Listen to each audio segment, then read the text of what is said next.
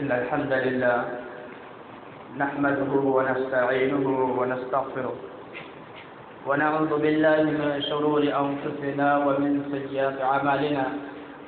من يهده الله فلا مضل له ومن يضلل فلا هادي له، وأشهد أن لا إله إلا الله وحده لا شريك له، وأشهد أن محمدا عبده ورسوله. يا أيها الذين آمنوا اتقوا الله حق تقاته ولا تموتن إلا وأنتم مسلمون. يا أيها الناس اتقوا ربكم الذي خلقكم من نفس واحدة وخلق منها زوجها وبث منهما رجالا كثيرا ونساء، واتقوا الله الذي تساءلون به والأرحام إن الله كان عليكم رقيبا. يا أيها الذين آمنوا اتقوا الله وقولوا قولا سديدا يصلح لكم أعمالكم ويغفر لكم ذنوبكم، ومن يطع الله ورسوله فقد فاز فوزا عظيما. أما بعد فإن خير الحديث كتاب الله، وخير الهدي هدي محمد صلى الله عليه وسلم، وشر الأمور محدثاتها، وكل محدثة بدعة، وكل بدعة ضلالة، وكل ضلالة في النار. قال الله سبحانه وتعالى في كلامه المجيد: قاف والقرآن المجيد بل عجبوا أن جاءهم منذرهم منهم فقال الكافرون هذا شيء عجيب أإذا متنا وكنا ترابا ذلك رجع بعيد قد علمنا ما تنقص الأرض منهم وعندنا كتاب حفيظ بل كذبوا بالحق لما جاءهم فهم في أمر مريج أفلم ينظروا إلى السماء فوقهم كيف بنيناها وزيناها وما لها من فروج. وقال الله تبارك وتعالى في مقام آخر: يا أيها الناس أنتم الفقراء إلى الله والله هو الغني الحميد. وقال النبي عليه الصلاة والسلام: الدعاء هو العبادة. حضرات گرامی و حاضرین جمعہ، اللہ سبحانہ و تعالیٰ کا بے پایا و فضل احسان ہے کہ جس کی توفیق و اعانت سے ہم اور آپ اس مقدس گھر میں حاضر اور اکٹھا ہوئے ہیں. بعد درود و سلام ہو ان تمام انبیاء علیہم الصلاۃ والسلام پر، بالخصوص ہمارے آخری نبی جناب محمد عربی صلی اللہ علیہ وسلم پر، جنہوں نے اللہ رب العالمین کا پیغام کما حقہ امت تک پہنچا دیا. سامعین کرام، آج کے اس خطبہ جمعہ کے اندر جس ٹاپک کو عنوان پر کچھ باتیں آپ حضرات کے سامنے رکھنے کی کوشش کی جائے گی وہ ہے دعا کی اہمیت و ضرورت. میرے اسلامی بھائیوں، خطبہ مسنونہ کے بعد میں نے سورہ فاطر کی ایک مختصر سی آیت آپ کے روبرو تلاوت کی ہے، جس کے اندر اللہ رب العالمین نے انسانوں کو دعا کرنے پر ابھارا ہے اور انسانوں کو دعا کی ترغیب دلائی ہے. اللہ رب العالمین نے فرمایا: یا ایھا الناس انتم الفقراء الی اللہ، کہ اے لوگوں تم سب کے سب اللہ رب العالمین کے محتاج ہو. واللہ هو الغنی الحمید، اور اللہ رب العالمین بے نیاز اور خوبیوں والا ہے. آپ اس آیت پر غور کریں تو آپ کو اندازہ ہوگا کہ اللہ رب العالمین نے پورے انسان کو یا پورے لوگوں کو اس بات کا حکم دیا ہے کہ تم لوگ اللہ رب العالمین سے مانگا کرو، تم لوگ اللہ رب العالمین سے دعائیں کیا کرو، اس لیے کہ تم اللہ رب العالمین کے محتاج ہو اور اللہ رب العالمین کی ذات غنی ہے. اسی لیے یہ دعا اللہ رب العالمین کی عبادتوں میں سے ایک اہم عبادت ہے. جہاں نماز اللہ رب العالمین کی عبادت ہے، روزہ ایک عبادت ہے، حج ایک عبادت ہے، وہیں پہ دعا کرنا بھی ایک عبادت ہے. اسی لیے اللہ کے نبی علیہ السلام نے فرمایا، جیسا کہ سنن ترمذی کی روایت میں ہے اور امام البانی رحمہ اللہ اس روایت کو صحیح قرار دیتے ہیں، کہا الدعاء هو العبادہ، دعا ہی عبادت ہے۔ یہی نہیں بلکہ پیارے نبی علیہ السلام نے عبادتوں میں سب سے افضل عبادت دعا کو قرار دیا ہے، جیسا کہ مسند حاکم کی روایت میں ہے، اللہ کے نبی علیہ السلام نے فرمایا افضل العبادت الدعاء، سب سے افضل عبادت دعا ہے۔ اسی لیے اللہ رب العالمین نے ان لوگوں کو عذاب کی وعید سنائے ہیں، ان لوگوں کو سزا کی وعید سنائے ہیں جو لوگ اللہ رب العالمین سے دعا نہیں کرتے ہیں، جو لوگ اللہ رب العالمین سے نہیں مانگتے ہیں، ایسے لوگوں کے لیے اللہ رب العالمین نے وعید بیان کی ہے۔ اللہ رب العالمین نے فرمایا وقال ربكم ادعوني استجب لكم ان الذين يستكبرون عن عبادتي سيدخلون جہنم داخلين، کہا تیرے رب نے کہ تم لوگ مجھے پکارو، میں تمہاری پکار کو سنوں گا، اور یقیناً جو لوگ میری عبادت سے منہ موڑتے ہیں، میری عبادت سے تکبر کرتے ہیں، تو وہ جان لیں کہ عنقریب اللہ رب العالمین اسے ذلیل و خوار کر کے جہنم کے اندر داخل فرمائے گا۔ اسی لیے اللہ کے نبی صلی اللہ علیہ وسلم نے دوسری روایت کے اندر فرمایا، جیسا کہ ابو داؤد وغیرہ کی روایت میں ہے اور صحیح روایت ہے، اللہ کے نبی صلی اللہ علیہ وسلم نے فرمایا من لم يسأل اللہ یغضب علیہ، کہ جو لوگ اللہ رب العالمین سے نہیں مانگتا ہے، جو لوگ اللہ رب العالمین سے دعا نہیں کرتا ہے، اللہ رب العالمین ایسے انسانوں پر غصہ ہوتا ہے، ایسے انسانوں پر اللہ رب العالمین ناراض ہوتا ہے۔ آپ کا تصور کیجیے کہ دنیا کے اندر ایک انسان سے اگر آپ مانگیں اور بار بار مانگنے پر وہ انسان آپ سے خفا ہو جاتے ہیں، وہ انسان آپ سے ناراض ہو جاتے ہیں، وہ انسان بوخلا جاتا ہے اور انسان غصے کے مارے آپ کو الٹی سیدھی باتیں کہہ کے سنا دیتے ہیں۔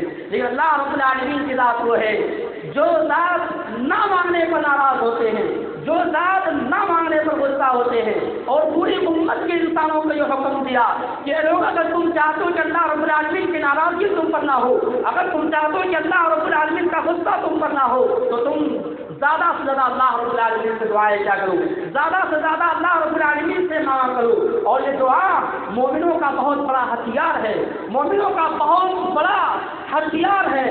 یہ دعا اتنی اہم ہے کہ اس دعا کے ذریعے بڑے بڑے مصیبت ٹل جایا کرتے ہیں، اس دعا کے ذریعے بڑی بڑی پریشانیاں ٹل جایا کرتے ہیں، اس دعا کے ذریعے بڑے بڑے فتنے ختم ہو جاتے ہیں۔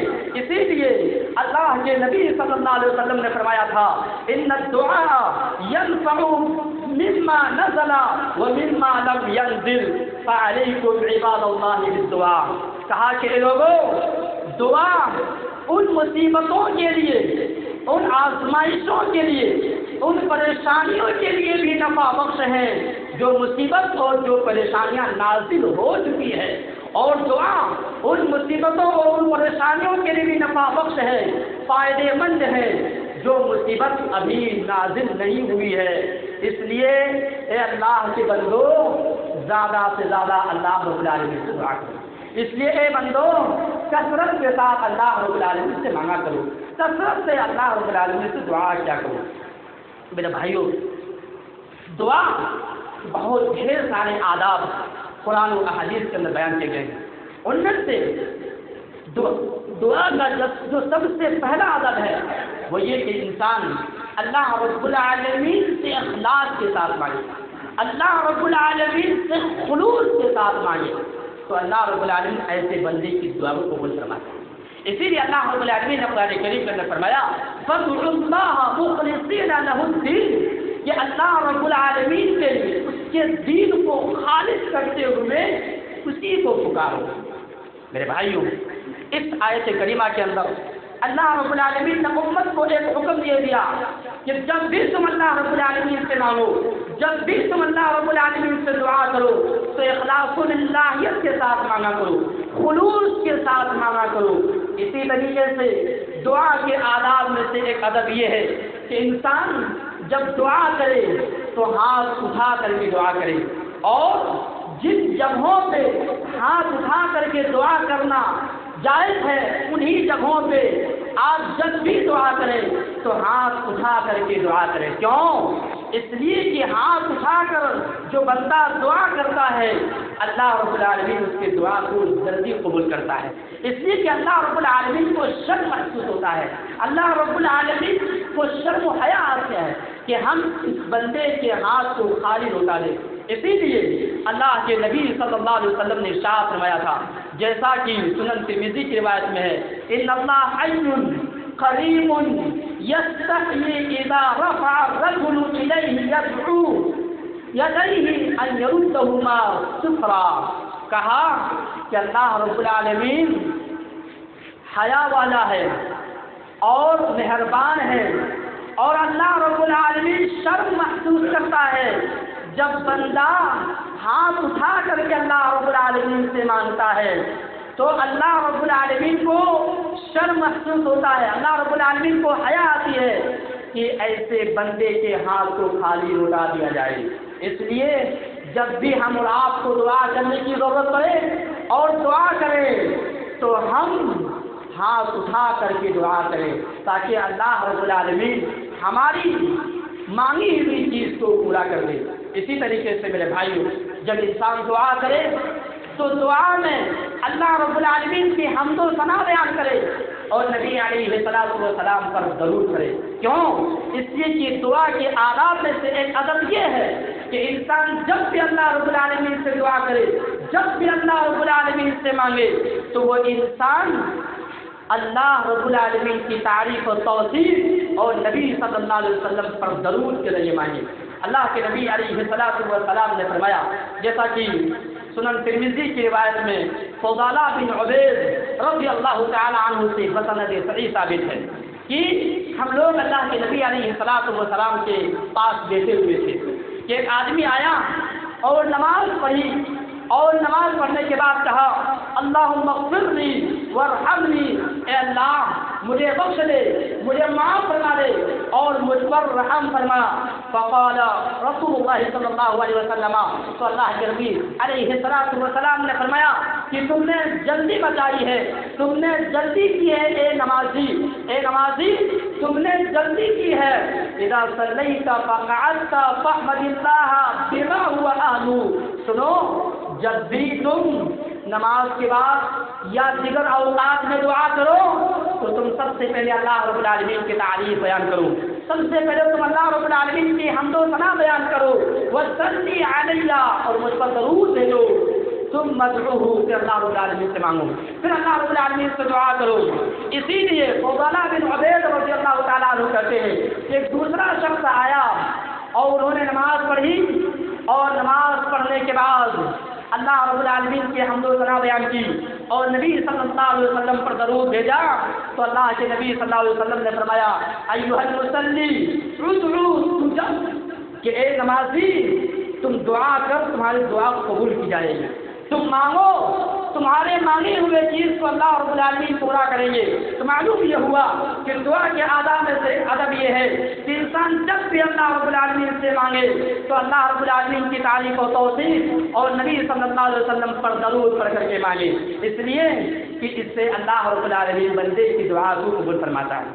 اسی طریقے سے میرے بھائیوں, جب انسان دعا کرے تو دعا قبول ہونے پر اس کو پورا یقین ہونا چاہیے, پورا پختہ یقین ہونا چاہیے. اور اسی طریقے سے جب بھی دعا کرے تو دل جمعی کے ساتھ دعا کرے, اللہ رب العالمین کے یہاں اور اپنے دل و دماغ کو حاضر کر کے دعا کرے. یہ نہیں کہ ہاتھ کی اٹھائے ہوئے ہو اور دنیا کے سارے کونے کو دیکھ رہے ہو, مسجد کے سارے صحن کو دیکھ رہے ہو, ایسا نہیں, بلکہ دعا کرے تو دل و دماغ حاضر ہو کہ اللہ رب العالمین سے کیا مانگ رہے ہیں, تو دل و دماغ کو حاضر کر کے اور دعا کی قبولیت پر پختہ یقین کر کے اللہ رب العالمین سے مانگے. دیکھو اللہ رب العالمین آپ کو ضرور عطا کرے گا, دیکھو اللہ رب العالمین آپ کی دعا کو ضرور قبول فرمائے گا. اسی لیے سنن ترمذی کی روایت میں ہے اور امام البانی رحمہ اللہ اس روایت کو حسن قرار دیتے ہیں, اللہ کے نبی صلی اللہ علیہ وسلم نے فرمایا ادعوا اللہ وانتم موقنون بالاجابہ, کہ لوگوں تم لوگ اللہ رب العالمین سے دعا کرو اور دعا کی قبولیت پر تم پختہ یقین رکھو. وَاعْلَمُوا أَنَّ اللَّهَ لَيَسْتَجِيبُ، جان لو کہ اللہ رب العالمین ان لوگوں کی دعا کو قبول نہیں فرماتا ہے جو غافل اور سست ہوتے ہیں، ہاتھ بھی اٹھائے ہوئے ہو دعا کے لیے اور ان کو خود پرواہ نہیں کہ ہم اللہ سے کیا مانگ رہے ہیں، ہم اللہ سے کیا مطالبہ کر رہے ہیں، ہم کیا دعا کر رہے ہیں، اس کو خود پرواہ نہیں ہوتے، ایسے شخص کی دعا کو اللہ رب العالمین قبول نہیں فرماتا ہے۔ اس لیے ہم اور آپ چاہتے ہیں کہ ہماری دعا قبول ہو تو ہم اور آپ کو دل و دماغ کو حاضر کر کے اور دعا کی قبولیت پر پختہ یقین کے ساتھ اللہ رب العالمین سے دعا کریں، تو دیکھو کہ اللہ رب العالمین آپ کی دعا کو قبول فرماتا ہے۔ تو دیکھو اللہ رب العالمین آپ کی دعا کو کس طرح قبول فرماتا ہے۔ اسی طریقے سے میرے اسلامی بھائیوں، دعا اگر ہم اور آپ چاہتے ہیں کہ ہماری دعا قبول ہو اور اللہ رب العالمین ہماری مانگی ہوئی چیزوں کو پورا کر دے، اللہ رب العالمین ہمیں فتنوں سے محفوظ رکھے، اللہ رب العالمین ہماری آفتوں اور پریشانیوں سے اور مصیبتوں سے دور رکھے، تو ہم اپنے مسلمان بھائی کے لیے دعا کریں۔ ہم اپنے مسلمان بھائی جو ہم سے غائب ہیں پیٹھ پیچھے، ہم اپنے مسلمان بھائی کے لیے دعا کریں، اور خصوصیت کے ساتھ اسلامی بھائیوں، آج مسلمانوں کے جو حالات ہیں فلسطین کے اندر، ان مسلمانوں کے لیے آپ خصوصیت کے ساتھ دعا کریں۔ آپ جب بھی نماز پڑھیں تو آپ اپنے فلسطین مسلمان بھائیوں کے لیے دعا کریں، اور جو مسلمان پریشان ہیں اور بے بس ہیں، آزمائش میں مبتلا ہیں، ان مسلمانوں کے لیے آپ دعا کریں۔ میرے بھائیوں، بڑے حیرت اور بڑے تعجب کے ساتھ آپ لوگوں کو کہنا پڑ رہا ہے کہ ہم اور آپ دیکھ رہے ہیں کہ فلسطینی مسلمانوں پر مصیبتوں اور آزمائشوں کے پہاڑ ٹوٹ پڑے ہیں، ظلم انتہائی زیادہ کر رہے ہیں، اس کے باوجود بھی ہم خواب خرگوش میں ہیں، اس کے باوجود بھی ہم نماز کی پابندی نہیں کر رہے ہیں، اس کے باوجود بھی ہم اللہ رب العالمین سے دور ہیں۔ کیا وہی ظلم ہمارے ماؤں بہنوں پر کیے جاتے ہیں؟ کیا وہی ظلم ہمارے بیٹوں پر کیے جاتے ہیں؟ کیا وہی ظلم ہم پر کیے جاتے ہیں؟ تو کیا ہم ایسے ہی خواب خرگوش میں رہتے ہیں؟ کیا ہم ایسے ہی نماز سے دور رہتے ہیں؟ کیا ہم ایسے ہی اللہ رب العالمین سے دور رہتے ہیں؟ نہیں، ہرگز نہیں۔ تو اس لیے میرے بھائیوں، فلسطین کے جو مسلمان ہیں وہ بھی اللہ رب العالمین کے بندے ہیں، وہ بھی ہمارے دینی بھائی ہیں، اس لیے ہم اور آپ پر فرض ہے اور ہم اور آپ پر حق ہے کہ مسلمان بھائیوں کے لیے دعا کریں۔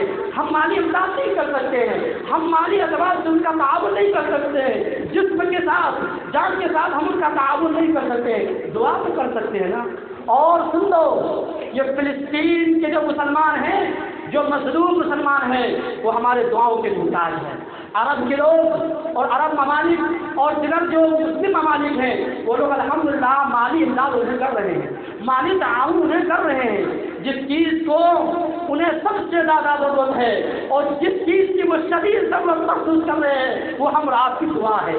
اس لیے کہ دعاؤں کے ذریعے اللہ رب العالمین مسلمانوں کو نجات دیتا ہے۔ اور یہ بھی سنیں کہ اگر ہم اپنے فلسطین مسلمانوں کے لیے دعا کریں گے تو اللہ رب العالمین ہمارے لیے بھی خیر کریں گے۔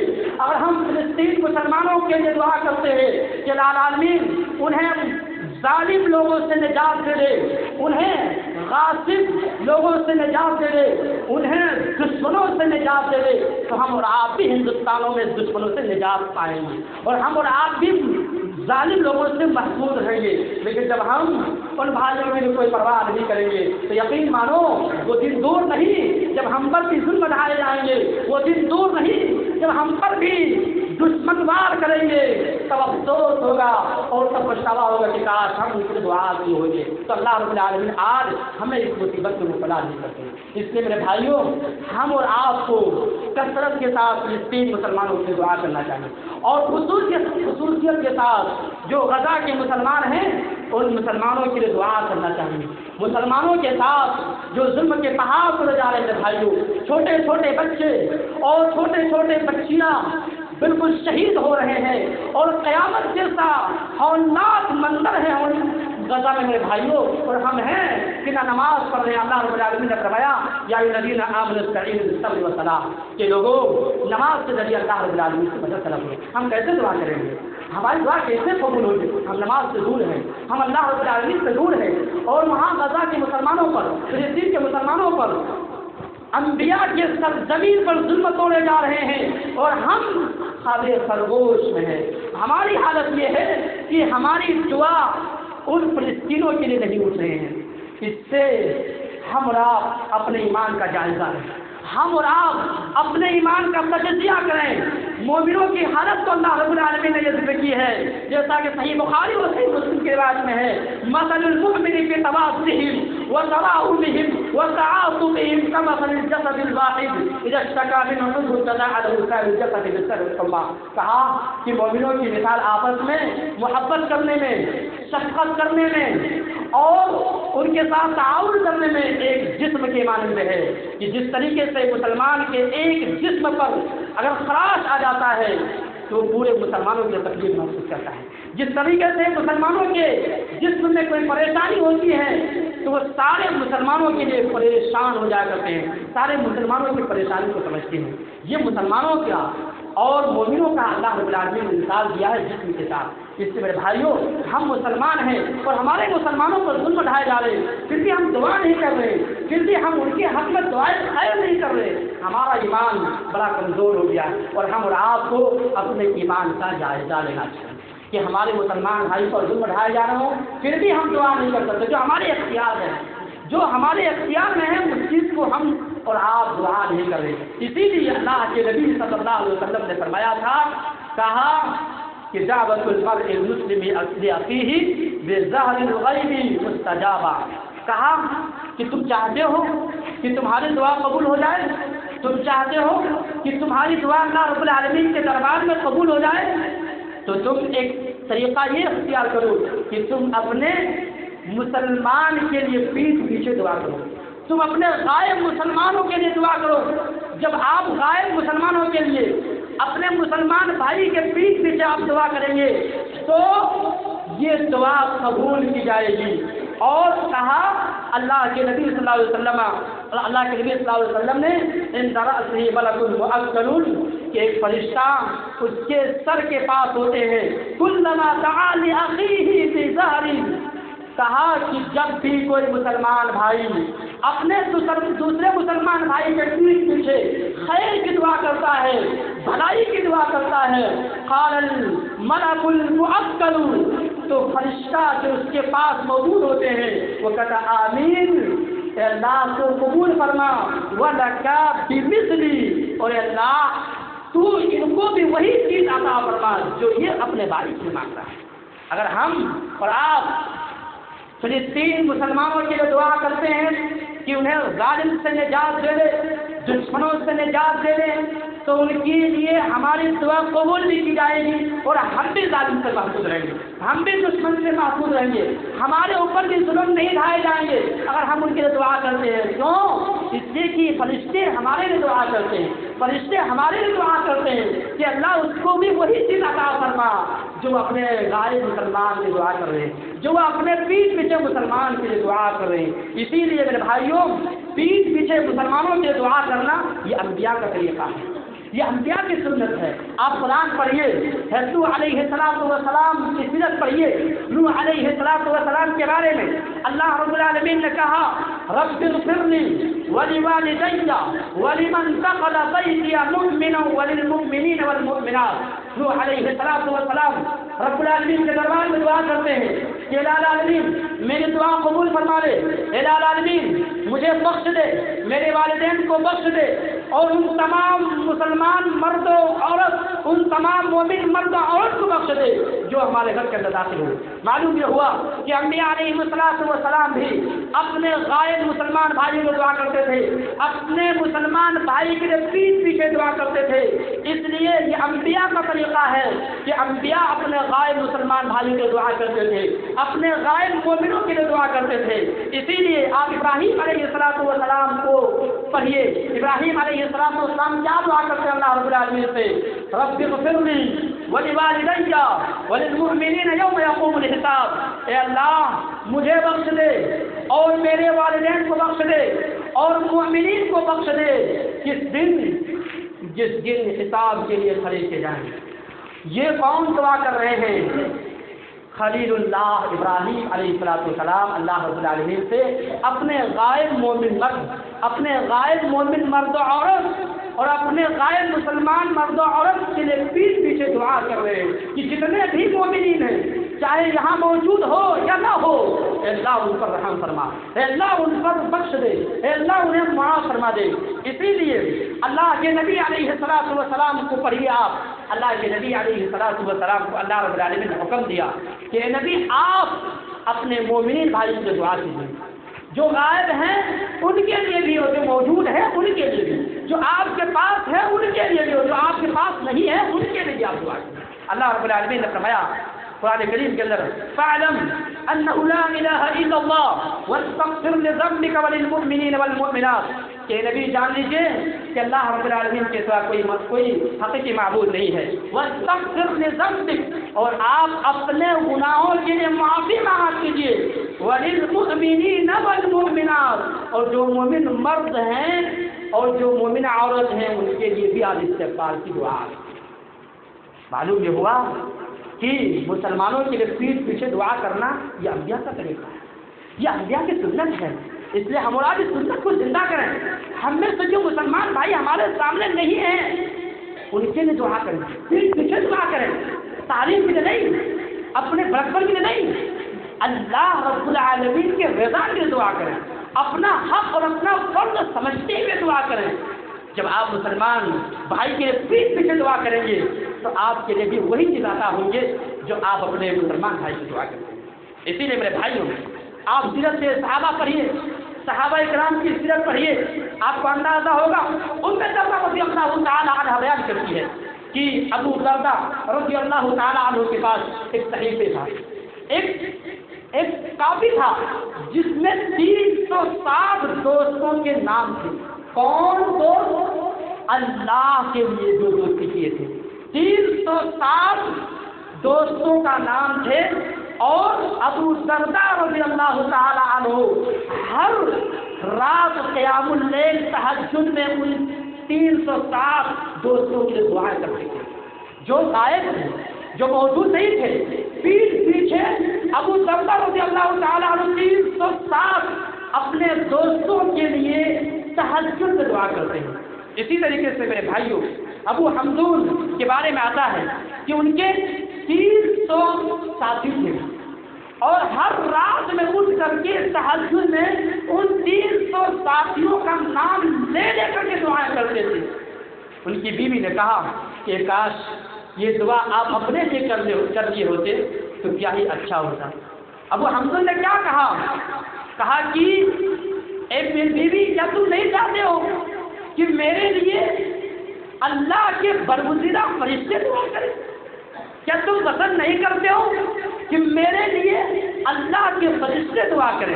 اسی لیے امام احمد بن حنبل رحمہ اللہ کے بارے میں آتا ہے کہ وہ امام شافعی رحمۃ اللہ علیہ کے لیے ہر رات دعا کرتے تھے، ہر رات امام شافعی رحمۃ اللہ علیہ کے لیے دعا کرتے تھے۔ بہت دور واقع ہے، امام احمد بن حنبل سے امام شافعی بہت دور ہیں، لیکن پھر بھی امام احمد بن حنبل اپنے استاد امام شافعی کی دعا کرتے ہیں۔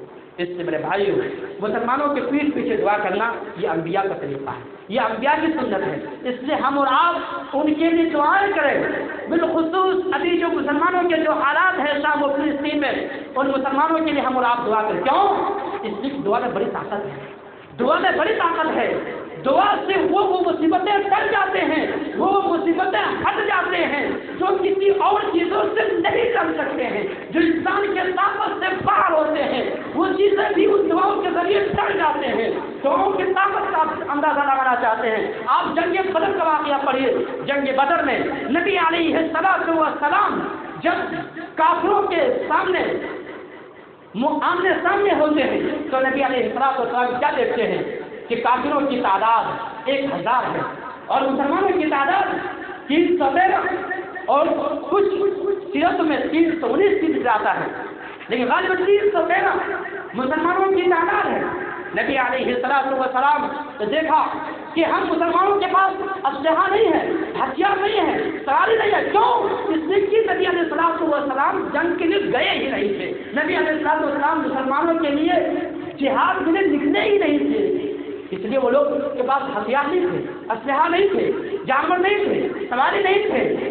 ایک طاقت تھی جو بہت بڑی طاقت تھی، وہ دعا کی طاقت تھی۔ اللہ کے نبی علیہ السلام قبلہ رخ ہوتے ہیں اور سجدے میں گر پڑتے ہیں اور اللہ رب العالمین سے دعا فرماتے ہیں اللہم انجزنی ما وعدتنی اللہم آتی ما وعدتنی اللہم ان سہلک هذه الحسبہ من اہل الاسلام لا تعبد فی الارض. کہا کہ اے اللہ جو تو نے مجھ سے وعدہ کیا ہے اس وعدے کو تو پورا کر دے.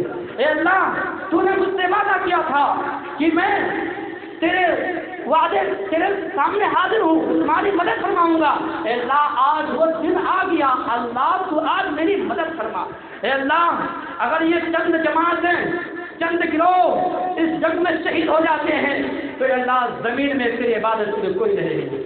یہ اخلاص للہیت کے ساتھ پیارے نبی علیہ السلام رب العالمین سے دعا کرتے ہیں. ادھر نبی علیہ السلام دعا کیے, ادھر جنگ میں کامیابی اور فتح مل گئی مسلمانوں کو. تو کس سے وہ وجہ سے ملے؟ یہ دعا کی وجہ سے ملے. دعا میں بڑی طاقت ہے میرے بھائی. ابراہیم علیہ السلام کو پڑھیے, ابراہیم علیہ السلام کو 10 بڈھے ہو جاتے ہیں, اولاد سے محروم ہیں, کوئی اولاد اللہ رب العالمین انہیں عطا نہیں فرماتے. اس وقت ابراہیم علیہ السلام کی بیوی پاس ڈاکٹر عطیفہ پھینک, دنیا کی ساری طاقتیں پھینک, صرف ایک سہارا تھا اور اس سہارے کو ابراہیم علیہ السلام نے استعمال کیا. اللہ رب العالمین سے اولاد کی دعا کی, اولاد مانگا, اللہ رب العالمین نے دعا کے ذریعے اولاد عطا فرمائی.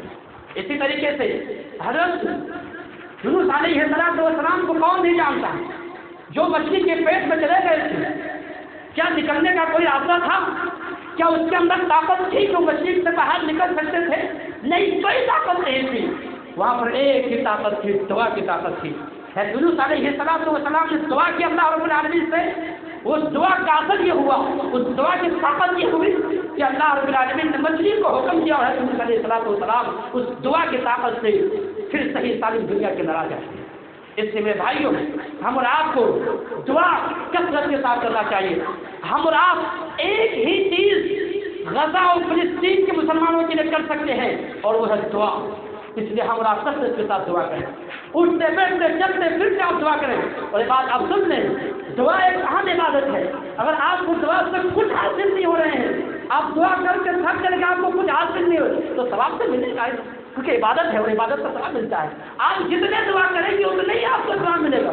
آپ زکات دے رہے ہیں جس طرح زکات کا ثواب ہے, آپ نماز پڑھیں جس طرح نماز کا ثواب ہے, اسی طرح دعا میں بھی ثواب ہے. اگر آپ کی دعا قبول نہ ہو رہے ہو آپ کے بقول تو ثواب تو ملے گا ہی نا, ثواب تو ملے گا ہی نا. اس لیے میرے بھائی دعا کثرت کے ساتھ کریں. اور میں آپ کو اس لیے کہہ رہا ہوں کہ آج مسلمان دعا سے دور ہے. آج مسلمان اللہ رب العالمین سے مانگ ہی نہیں رہے. آج مسلمان دعاؤں سے کوسوں دور ہے. آج مسلمان دعا کو اپنا سہارا, جو بہت بڑا سہارا تھا, اس سہارے کو مسلمانوں نے چھوڑ دیا. اس سے میرے بھائیوں دعا کثرت کے ساتھ کریں, دعا ہر وقت کریں اور خصوصیت کے ساتھ. میرے بھائیوں پھر سے کہتا ہوں, فلسطین مسلمانوں کے لیے دعا کریں, فلسطین مسلمانوں کے لیے دعا کریں, مسجد اقصی کے لیے دعا کریں, ان غاصبوں اور ظالموں کی ہلاکت کی دعا کریں, ان یہودیوں کے تباہی اور ان یہودیوں کی ہلاکت کی دعا کریں, ان یہودیوں کی ناکامی کی دعا کریں اور مسلمانوں کی فتح یابی کی دعا کریں, مسجد اقصی کی آزادی کی دعا کریں, مسلمانوں کے ظالموں سے نجات کی دعا کریں, مسلمان میں جو بیمار ہیں ان بیمار لوگوں کی شفا یابی کی دعا کریں, اور مسلمانوں میں سے جو شہید ہو گئے ہیں ان کے شہادت کی قبولیت کی دعا کریں. آپ ہر وقت دعا کریں, چلتے پھرتے اٹھتے بیٹھتے, اور دعا کی جو قبولیت کے جو اسباب ہیں ان اسباب کو اختیار کرتے ہوئے بھائیوں فلسطین مسلمانوں کے لیے دعا کریں, مسجد اقصی کے لیے دعا کریں, کیونکہ وہ زمین انبیاء کی سرزمین ہے, وہ زمین انبیاء کی سرزمین ہے, اور وہ مسلمان اللہ کے بندے ہیں, وہ مسلمان ہمارا بھائی ہے. جس طریقے سے ہمارے بچے ہمارے گھر کے رشتے داروں میں سے کسی کو تکلیف ہوتی ہے ہم تڑپ اٹھتے ہیں, ہم بیدار اٹھتے ہیں, ہم پریشان ہو جاتے ہیں, ایسے ہی غزہ اور فلسطین کے مسلمانوں کو جو تکلیف ہو رہی ہے اس تکلیف سے ہم رات کو بھی تڑپ اٹھنا چاہیے, اور رات میں اٹھ کر کے تہجد میں, قیام اللیل میں, فرائض نماز میں, سجدوں میں ہر وقت سے اللہ رب العالمین سے دعا کریں کہ اللہ العالمین ان لوگوں کو ظالموں سے نجات دے دے. اللہ رب العالمین کی دعا میں بڑی طاقت میرے بھائیو. ہم اور آپ دعا کریں گے تو یقین مانیے کہ غزہ کے مسلمان لوگ ان ظالموں سے محفوظ ہو جائیں گے. یقین مانیے ہم اور آپ دعا کریں گے تو وہ فلسطین اور شام کے مسلمان، غزہ کے مسلمان ان دشمنوں سے نجات پا جائیں گے. ہم دعا کریں گے تو یقین مانیے ہمارے دعا کی وجہ سے مسجد اقصی آزاد ہو جائے. ضرورت ہے کہ دعا تو کریں، دعا تو کریں میرے بھائیوں. کچھ نہیں کر سکتے، دعا تو کر سکتے ہیں. اس لیے دعا اور ہم اور آپ کو کثرت کے ساتھ کرنا چاہیے. اللہ رب العالمین سے دعا ہے کہ الہ العالمین ہم تمام مسلمانوں کو کثرت کے ساتھ دعا کرنے کی توفیق عطا فرما. الہ العالمین ہم میں سے جو مسلمان بھائی پریشان ہیں الہ العالمین تو اس سے پریشانی کو دور فرما دے. الہ العالمین فلسطین میں سے جو مسلمان بھائی پریشان ہیں الہ العالمین ظالموں کے ظلم کے تلے دبے ہوئے ہیں الہ العالمین اس سے ظالموں سے نجات عطا فرما. الہ العالمین فلسطین کے مسلمانوں کی حفاظت فرما. الہ العالمین مسجد اقصی کی حفاظت فرما. الہ العالمین ہمیں جب تک دنیا کے اندر رکھے دین اسلام پر رکھے اور کہ ہمارا خاتمہ ہو تو خاتمہ بھی خیر ہو. اقول لکم ما تسمعون فاستغفر اللہ لی ولکم.